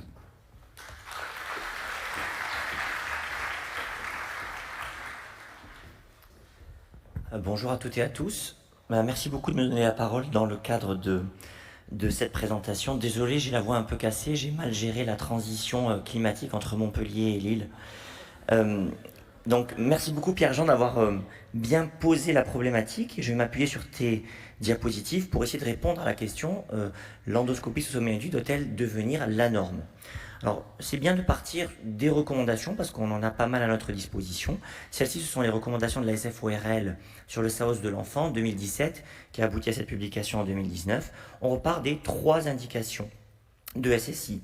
SAOS persistant après chirurgie adénoïdo-amygdalienne, absence d'obstacles évidents des VADS à l'examen physique vigile, et la population particulière, effectivement un peu plus orientée centre de recours régional CHU, des SAOS de type 2 et de type 3 qui ont été très bien présentés dans le premier topo. Et finalement, tu as présenté cette diapositive aussi, donc je vais passer vite. L'American Academy dit à peu près la même chose. Donc, je vous rappelle qu'il faut faire une polysomnographie, mais on retrouve les 1, 2, 3 indications que l'on vient de présenter. Donc on est à peu près tous dans la même direction. Et finalement, tu l'as démontré, mais on va le redire, on voit que le SSI va aboutir à des modifications majeures, massives de la prise en charge, qu'elle soit chirurgicale ou non chirurgicale d'ailleurs. Et donc quand on s'intéresse à un SAOS de type 1 dans cette étude de 2017, on voit que la modification est effective dans 35% des cas. Et dans ce papier issu de notre équipe de 2019, on avait rajouté des SAOS de type 3, et bien on voit que la modification de prise en charge, elle va jusqu'à 45% des cas. Modification, c'est quoi? C'est découverte et prise en charge d'un site obstructif que l'on n'avait pas suspecté à l'examen vigile, ou bien confirmation d'un site que l'on avait un peu pressenti à l'examen vigile, mais sans avoir assez d'arguments pour s'en occuper, voire l'infirmation d'un site suspecté à l'examen vigile, mais qui en fait ne participe pas à l'obstruction. Alors, là, je voulais insister un petit peu sur cette publication de 2019. Je l'ai déjà présentée par le passé, si certains m'ont déjà écouté, mais je l'adore, cette publication. À propos des amygdales. Donc, dans le cas d'amygdales de type de grade 1, pas très grosses, il serait illicite de se dire, elles ne me paraissent pas très grosses, et je ne vais donc pas les opérer. Eh bien, vous voyez qu'en ESSI, elles participent authentiquement à l'obstruction dans près de 20% des cas. Donc, en ne les opérant pas, vous vous plantez dans 1 cas sur 5. Dans des amygdales de grade 2, vous dites, bon, j'ai un peu plus d'arguments, je pense qu'elles participent, je vais les enlever. Eh bien, vous voyez que ça ne participe à l'obstruction que dans 80% des cas. Donc, si vous les opérez, dans 1 cas sur 5, vous vous plantez. Et finalement, on a un outil à notre disposition pour permettre de lever cette incertitude et de ne pas se planter. C'est dommage de ne pas en faire une norme. Et finalement, est-ce que ce n'est pas déjà la norme?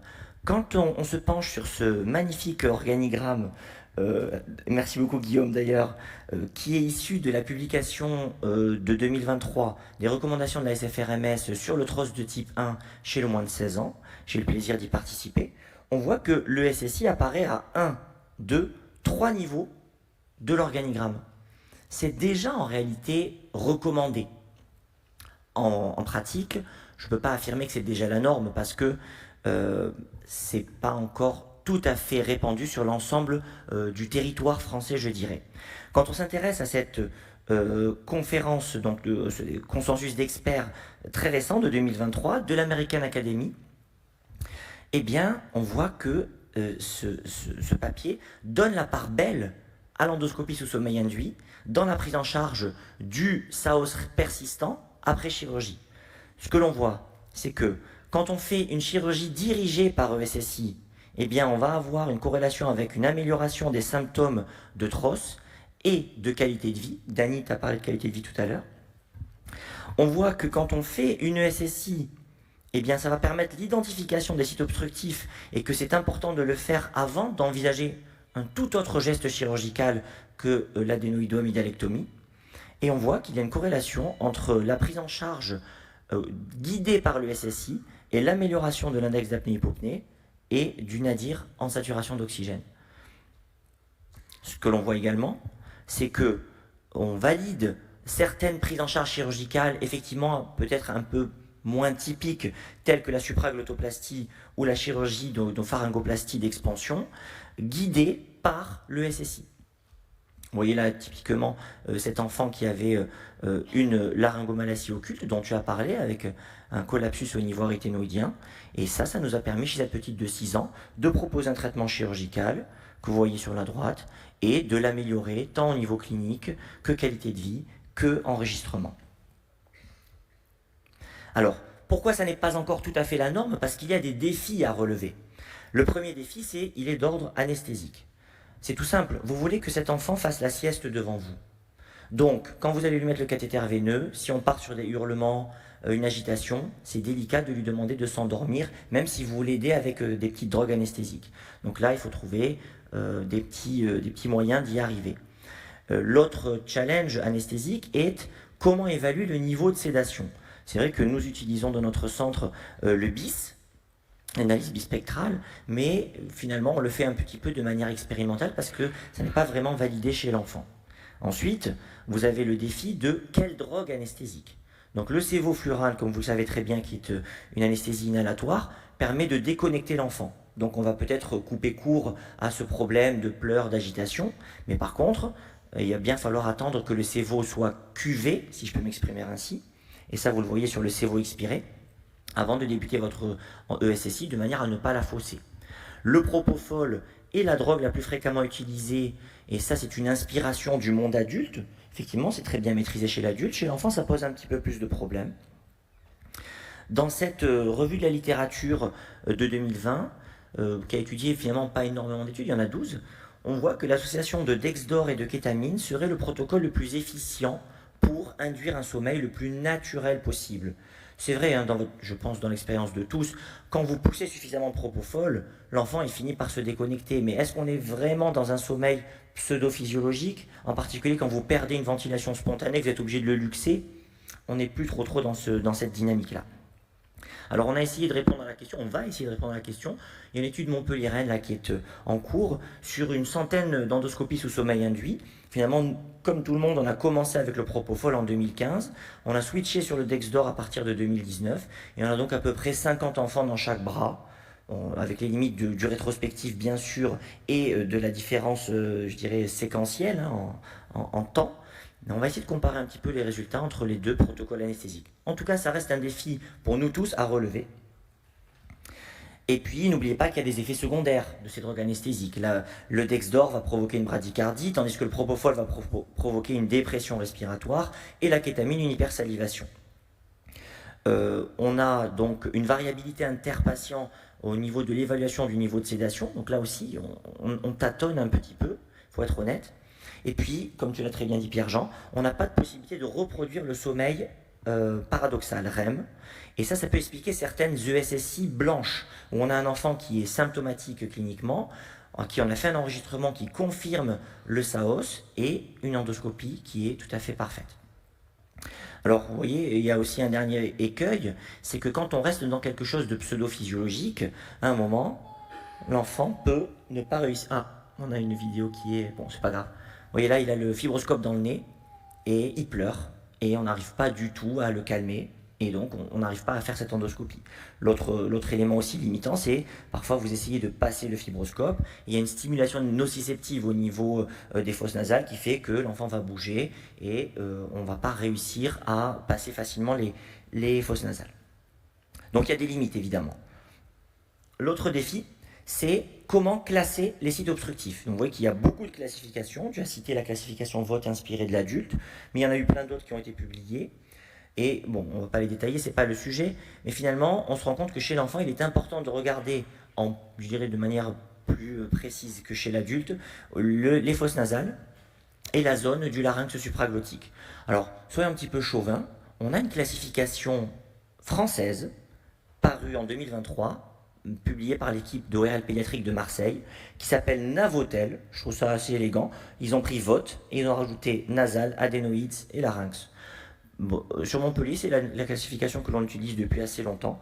Et il faut se féliciter de ces travaux français. Je sais qu'il y en a d'autres. L'équipe lilloise bosse beaucoup sur le SSI de l'enfant. À Necker, je sais que vous avez pas mal de travaux en cours également. Simplement, je cite ce papier récent du groupe international des ORL pédiatriques, l'IPOG, de 2023, qui insiste là aussi sur les sites obstructifs à rechercher et à évaluer en ESSI. Donc finalement, pour répondre à la question, le SSI n'est pas encore la norme, mais elle doit tendre à devenir la norme, pas de manière systématique, pas pour tous les enfants présentant un TROS, mais dans le cadre de ces 3 indications que l'on a décrites, je crois que ce sont des choses qui sont importantes. Je crois qu'un enfant syndromique que l'on met au bloc pour une adénoïdo-amygdalectomie, il faut faire systématiquement une ESSI associée. Par contre, on a des défis à relever, et l'histoire s'écrit maintenant, je dirais, parce qu'on a besoin de développer un partenariat fort entre le chirurgien et l'anesthésiste. Vous ne ferez pas de SSI enfant sans la motivation et l'implication de vos anesthésistes. Dans l'époque actuelle, c'est pas évident en plus, hein, je ne rentre pas dans les détails. On a besoin de mieux évaluer l'état dans lequel on met l'enfant. Cette sédation-là, on en est où? Qu'est-ce qu'on crée véritablement en termes de sommeil chimique? On a besoin donc de standardiser le protocole anesthésique et on a besoin de standardiser la classification des sites obstructifs. Merci pour votre attention.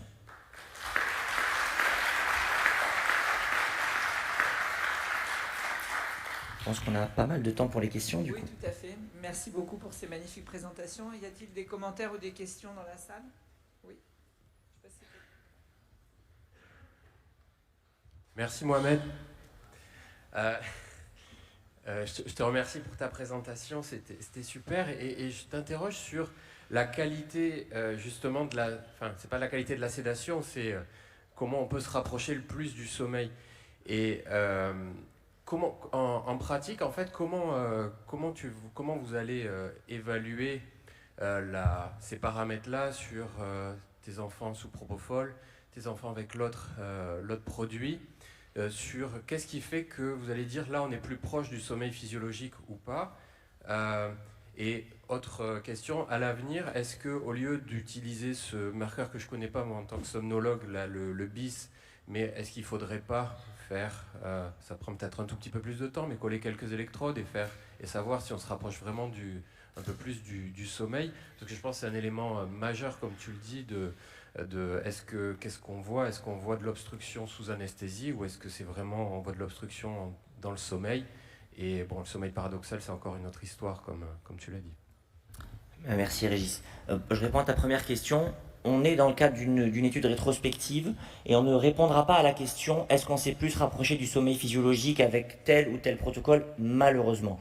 Le critère de jugement principal de l'étude qu'on est en train de mener, c'est l'identification du nombre de sites obstructifs versus l'examen vigile. Donc examen vigile, ESSI sous propofol, quelle est la différence? Examen vigile, ESSI sous Dexdor, quelle est la différence? Est-ce qu'il y a une différence entre les deux? Ça, c'est le critère de jugement principal. Le critère de jugement secondaire, c'est le taux de réussite de l'ESSI. L'échec étant défini par une perte de ventilation spontanée, c'est ce que je disais tout à l'heure. Pour moi, un enfant à qui on a poussé trop de propofol, qui a perdu sa sponte, qui est repris au masque et luxé, on n'est plus dans le sommeil, on est dans une AGVS, c'est autre chose. Donc c'est un échec. L'enfant qu'on n'arrive pas à endormir parce que le Dexdor ne va jamais le déconnecter complètement, c'est un échec. Donc on va aussi évaluer ça. Ça sera notre critère de jugement secondaire. Donc on ne répondra pas à cette question, en tout cas sur cette étude-là. Après, ce que tu suggères est brillant. C'est un rêve en fait pour moi. Ce serait de réussir à faire effectivement des EEG et de voir un petit peu ce que l'on génère, ce que l'on crée. Comme toujours, il faut de l'argent pour le mettre en place et il faut du temps pour le mettre en place. Il y a un écueil aussi que je n'ai pas abordé, c'est que le SSI, si on veut la faire, et bien la faire, laisser le temps à l'enfant de s'endormir, ne pas précipiter les choses, dans une ambiance tamisée, ambiance sieste, ça prend du temps. Et ça embolise du temps de salle opératoire. Dans le contexte actuel où on est tous à courir derrière l'accès au bloc opératoire, c'est un frein. Mais effectivement, il faudrait faire ça. Il faudrait faire des EEG, prendre le temps et évaluer le sommeil que l'on crée. J'espère un jour pouvoir le faire.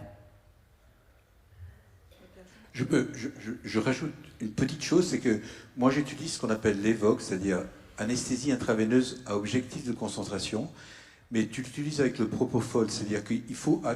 Ce sont les anesthésistes qui nous ont appris ça. D'abord, le BIS, c'est la concentration des ondes lambda, des ondes delta, et c'est eux qui jugent de la profondeur. Alors, la profondeur maximale est située aux environs entre 10 et 20, donc il faut être un peu avant l'anesthésie totale. Mais moi, j'utilise un instrument qui est à objectif de concentration, c'est-à-dire qu'avec un système de perfusion particulier, tu inondes le cerveau avec une concentration particulière de microgrammes par millilitre.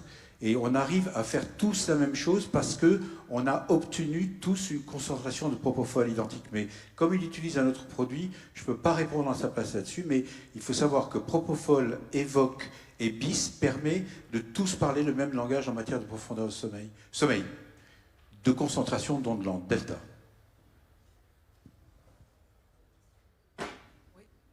Bonjour, Wissam El Bakouri, ORL. Je travaille à l'hôpital, donc je fais des endoscopies du sommeil avec un codage, je mets GEQ 013, je crois, je sais plus. Donc c'est un peu extrapolé. En clinique, j'ose pas le faire et de toute façon, notre direction ne veut pas. Du coup, quand est-ce qu'on aura un codage adapté pour pouvoir le faire plus largement? C'est toi qui vas répondre, Vincent. Oui, c'est en cours, effectivement. Le dossier a été passé à la HAS. Et a priori, on va avoir effectivement une cotation, puis ensuite ça passe à la CCAM pour une valorisation. Donc c'est des processus un peu longs, mais en tout cas c'est accepté par la HAS. Voilà. Moi je vais vous dire ce que je cote, HDQE 001. Ça veut dire oro-hypopharyngoscopie avec laryngoscopie directe. C'est pas véritable, c'est pas dédié à ça, mais finalement c'est ce que l'on fait, on regarde l'oro, l'hypopharynx et le larynx. Si je peux faire deux commentaires, le premier commentaire par rapport à la question qui a été posée tout à l'heure, donc dans la conférence de consensus internationale sur les endoscopies du sommeil qui a été publiée là, avec des équipes américaines et dont je faisais partie, en fait, on n'a pas justement parlé du BIS qui est vraiment pas très très fiable et le consensus était d'attendre que le malade ne soit plus réveillable et que sa saturation baisse à des niveaux à peu près approximativement identiques à ceux qui étaient relevés lors de l'étude préopératoire. Et la deuxième chose qui me paraît intéressante, il commence à y avoir des comparaisons entre fibroscopie en consultation et endoscopie du sommeil.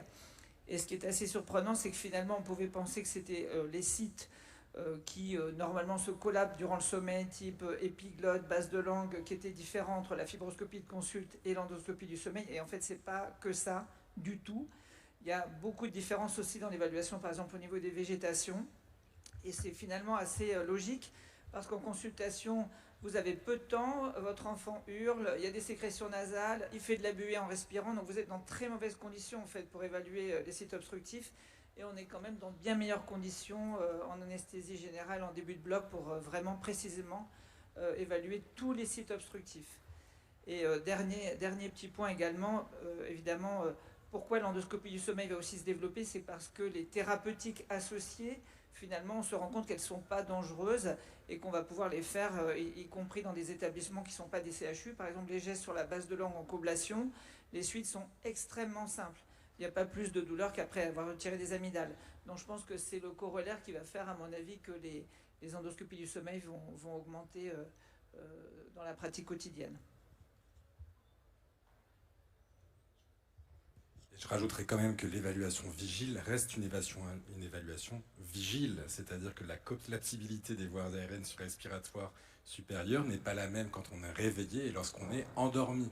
Donc on reste vraiment sur une évaluation vigile, ça ne correspond pas au sommeil. J'avais une question. Merci pour vos présentations qui sont très, très bonnes. Je voulais savoir si l'un de vous avait une expérience sur les techniques d'imagerie type échographie et CBCT qui permettent d'avoir des évaluations complémentaires de la clinique. Juste pour comprendre la question, donc imagerie vigile ou imagerie durant le sommeil induit? Non, imagerie vigile.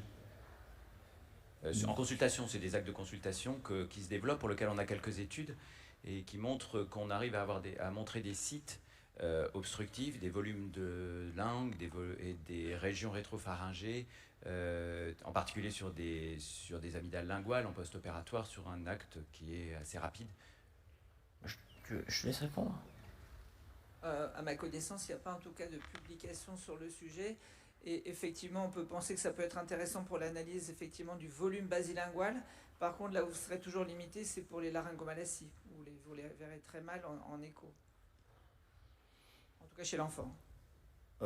Alors moi je rejoins tout à fait ta réponse. Il me semble qu'on avait statué dans les recos de 2017 qu'il n'y avait pas d'indication à faire d'imagerie préopératoire ou pré-thérapeutique. Après, effectivement, Sur les premières amygdalectomies linguales que l'on faisait, on les faisait précéder d'une IRM, parce qu'on voit très bien sur les séquences T2 la différence de signal entre le tissu lymphoïde basilingual et le muscle lingual. Mais j'avoue que sur l'exemple de mes collègues à Necker, j'ai arrêté de faire les IRM maintenant. On fait l'amygdalectomie linguale d'emblée. Après, il y avait une étude intéressante sur, on n'en a pas trop parlé parce que c'est vrai qu'on ne fait pas trop ça en France, je ne connais pas de centre qui le fasse, sur la ciné-IRM, c'est-à-dire l'IRM sous sommeil induit. Il y a quand même quelques papiers, et il y en avait notamment un qui était splendide, qui comparait les résultats de l'endoscopie sous sommeil induit et de la ciné-IRM. Et en fait, on se rend compte que les deux ont leurs points forts et leurs points faibles. Et typiquement, le larynx n'est pas bien vu par la ciné-IRM, et c'est logique. Par contre, sur le volume et sur la dynamique de la base de langue et de son collapsus, la ciné-IRM semble être meilleure. Donc, peut-être que c'est ça qu'il faut développer un petit peu, mais toujours pareil avec la limite de l'accès au plateau technique et du temps que ça prend. Moi, j'aurais une dernière question. Dans votre expérience, quel est le pourcentage de laryngomalacie, finalement, que vous, dans ces endoscopies de sommeil induit, que vous trouvez comme étant responsables, ou que vous pensez qu'elles sont responsables d'une partie de l'obstruction? Alors, très bonne question. De mémoire, dans le papier qu'on avait publié, on était sur quelque chose comme 15%, mais peut-être que d'autres séries sont différentes. Après, là, si on parle des types 1, c'est-à-dire sans comorbidité, oui, c'est les nourrissons en fait. Hein, on en voit beaucoup plus avant l'âge de 2 ans, 2 ans et demi. Après, au-delà de l'âge de 3 ans, ça devient beaucoup plus rare quand même, mais il y en a. C'est ça, pardon. Les 15%, c'est sur des laryngomalacies occultes de diagnostic retardé. Hein, je parle des enfants de 5-6 ans. Quoi, voilà, qui exactement. a été opéré, qui a un sas persistant. Tout à fait. On était de l'ordre de 15%. 15%, ouais. D'accord. Et pas détecté cliniquement. Parce que les laryngomalacies du nourrisson, on a des petits... On sait ce que... À quoi. Eh bien, Sans stridor. Ouais, sans stridor, ça c'est une certitude, ouais. Uniquement d'expression au sommeil. Dernière question. Oui, bonjour. Nous, souvent, les ORL, ils nous disent qu'ils ne veulent pas aller jusqu'à l'ESSI parce que à la nasofibro à l'éveil, et ils estiment qu'ils ne trouveront rien de plus à l'ESSI, ou du moins rien de plus à opérer. Enfin, si, ils vont retrouver des choses, mais ce sera des choses pas opérables. Donc, voilà. Qu'en pensez-vous? Voilà. Je vais faire une... Tu veux peut-être répondre, Pierre-Jean? Tu veux répondre?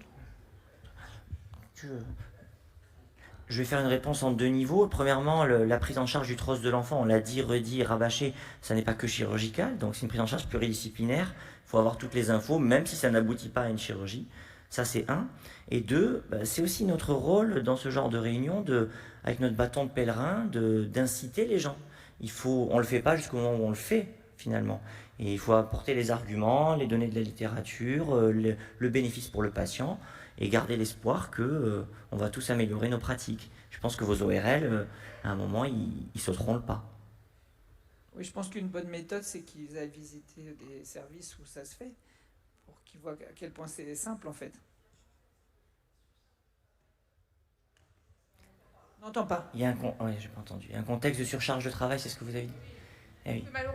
Malheureusement, je pense que ça joue...